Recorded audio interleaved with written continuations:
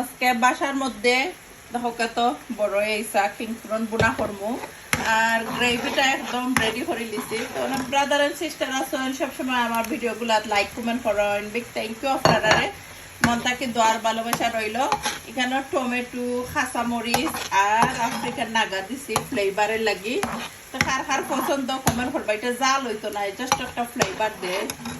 আর বড় এইসাগুলো আড করে দিমু আর নাইস হইরা কষাইয়া বালাটি কেনে কুক করমু।